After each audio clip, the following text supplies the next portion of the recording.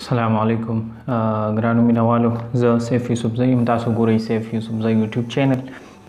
مینوالو، څنګه تاسو ته معلومه ده چې نن کوم د الله د رب العزت د طرفه په مونږ یو امتحان راغلی دی د یو مرض په شکل کې چې هغې ته کرونا ویل کېږي.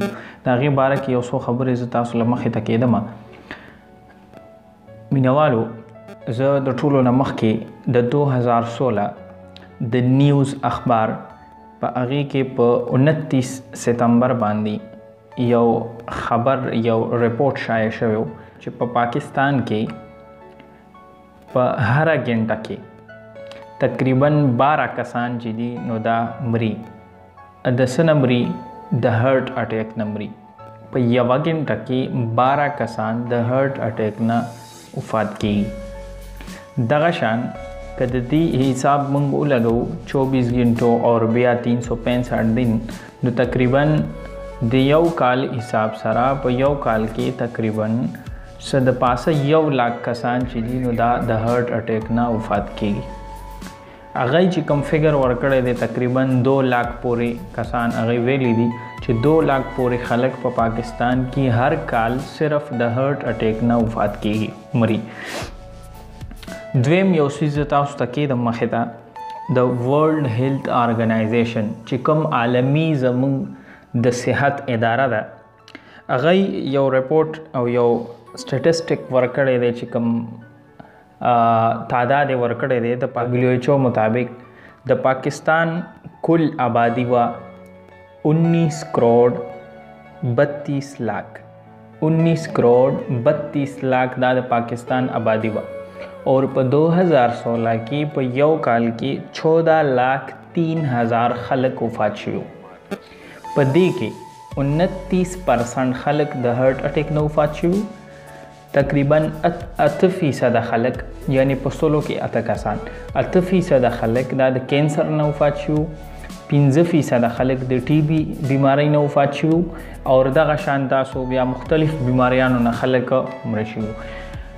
یعنی ټوټل 14 لاکھ 3,000 خلک په 2016 کې وفات شوي دي. مینوالو، دا پوره ډیټیل زه تاسو ته ولې مخې ته کېدم، د هغې وجه دا ده چې مونږ د یو بیمارۍ نه دومره یره کوو او دومره یریږو چې د هغې د وجې مونږ خپل کاروبار، خپل روزګار، خپل د ژوند چې څومره زمونږ منډې دي او زمونږ په یو لار باندې مونږ روانو، هغه ټول خپل کارونه مونږ پرېښي دي، صرف مونږ په یو کمره کې ناست شوي یو. مینوالو، که دې حساب کتاب ته مونږ وګورو نو مونږ ته به معلومه شي چې دا بیماری دومره هم خطرناکه نه ده چې څومره مونږ دا خطرناکه اغشتې ده او څومره ترې مونږ یریدلي یو. مینوالو، زمونږ د قام، زمونږ د خلکو یو کمزوري دا ده، یا خو ډېر زیات یریږو یا اړو یریږو نه. اور مونږ له پکار څه دي؟ نو پکار مونږ له دا دي بطور مسلمان مونږ له پکار دي چې مونږ د نبی پاک صلی الله علیه وسلم په طریقه کار باندې لاړ شو، د نبی پاک صلی الله علیه وسلم طریقه اختیار کو، او د نبی پاک صلی الله علیه وسلم مونږ ته کومه طریقه ښولې ده نو هغه دا میانه روي، اعتدال میانه روي، یعنی نه ډېر یریدل او نه بې احتیاطه کېدل، احتیاط هم کول او یره هم نه کول. په دې دوو طریقو باندې که مونږ لاړ شو نو مونږ به یو د میانه روۍ لار اختیار کو چې دا یو سنت عمل دی، او یقینا چې تاسو به بیا دا ګیله نه کوئ چې یاره د بیمارۍ د وجې زما کار ودرېده یا د بیمارۍ د وجې زما ټول هر څه خراب شو. نن تاسو ګورئ بازارونه چې کم خلک بیخي اړو احتیاط نه کوي نو هغوی نه بازارونه ډک دي، او چې کم خلک احتیاط کوي یعنی د حکومت د طرف نه تاسو ګورئ سکولونه ټول بند دي. ولې بند دي؟ هغه یره دغه دومره راغلی دی چې سکولونه ټول بند دي. ٹھیک شو جی. نو اوس بازار کولاو دی، سکول بند دی. بازار ولی کولاو دی؟ په بازار کې ټول خلک راځي، بې احتیاطي دومره ډېره ده، بیخي احتیاط هم نشته، بازارونه کلاو دي. په سلو کې یا په زرو کې چېرته یو کس په تاسو ګورئ دکاندار چې هغه په احتیاطي تدابیرو باندې عمل کوي او یا به چې کوم ګاهک وله راځي هغوی به د دې خیال ساتي، بلکې اړو د دې څیزونو اړو څو خیال نه ساتي. دا هم یو غلطه طریقه ده. او که موږ سکولونه کالجونه بند کړي دي یا موږ د سبق ادارې ټولې بند دي، نو دا هم یو موږ ایکسټریم ته بیا ځو. بیا په دې ځای کې موږ میانه روي نه اختیارو چې په بازار کې موږ احتیاطي تدابیر اختیارولی شو چې هلته کې نظام هډوشته نه او هلته کې نظام نومي څیز نشته په بازار کې، او په سکول کې باقاعده نظام جوړ دی او په یو اداره کې باقاعده نظام جوړ دی، نو چې یو ځای کې یو منظم طریقې سره الریډي ماشومان ناستی، نو هلته کې خو بیا احتیاطي تدابیر اختیارول ډېر زیات اسان دي. نو دا یو کنفلیکټ یو څیز را روان دی مخې ته.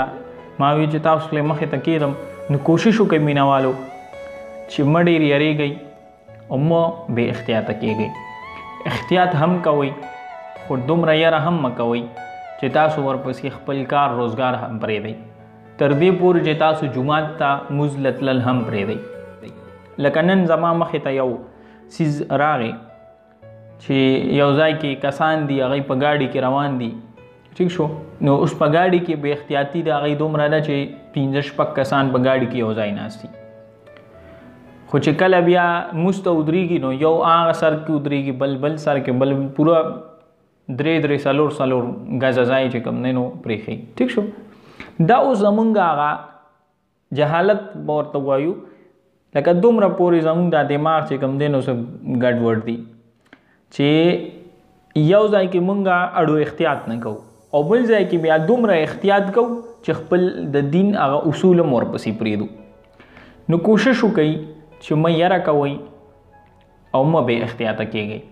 که تاسو دا 2 خبرې په ذهن کې پرتې نو تاسو به ضرور میانه روي اختیاروي. لکه زه په موټرسایکل باندې چې دا کم نوجوانان ووینم ګرځي، نو هغوی به ماسک اچولی، دستانې به یې اچولی، هیلمټ به یې نه اچولی. اوس د ماسک او د دستانو نه ضروري څیز هیلمټ دی چې هیلمټ واچولی شي. نو دا یو څیز تاسو به خپله په دې معاشره کې مخې له راغلی، کوشش وکئ خپل دماغ لږ کلاو کئ، لږ د سوچ نه کار والی، او دا دنیا صرف دا مه کوئ چې بس یو کس ته وګورئ هغه څه کوي هغه شان تاسو هم کوئ. خپل سوچ مطابق ښه قدم والی، ښه سوچ ولرئ او په ښې طریقې سره دا ژوند ځان له روان کئ. او بیا خاص کر دا چې کوم حالات روان دی او تاسو به اورېدلي چې په کوم حالت کې ژوند تیرول مشکلي، په هغه حالت کې ژوند تیرول لازم وي. نو مهرباني وکئ دا ژوند په دې حالاتو کې که تاسو برقرار وساتو نو الله به تاسو ته کامیابی ملاویږي. که تاسو حالاتو له شکست نشئ ورکولی نو حالات په تاسو له شکست درکوي دي. د دې وخت نه فایده والی. ډېر زبردست یو موقع موږ ته میلاو ده، ډېره زده کړه په دې کې وکئ، خپل مسایل حل کئ او د مخکې د تلو دپاره چې کوم دی څومره هم تاسو نه کېږي کوشش وکئ. هیله لرم دا خبرې به ستاسو دپاره د فایدې وي. الله دې تاسو له هم موږ ټولو له د عمل توفیق راکړي. د الله په امان.